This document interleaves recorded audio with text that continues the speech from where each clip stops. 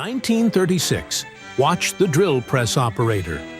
Every engine block had 412 holes drilled into it, in a specific order, at specific depths, at specific angles. Get one wrong, and the block was scrap.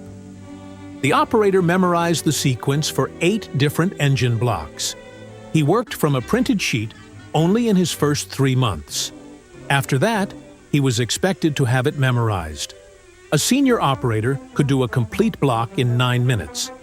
General Motors ran 28 drill presses in parallel in 1936. Between them, they drilled about 12 million holes a day. Every one of them was aimed by human eye.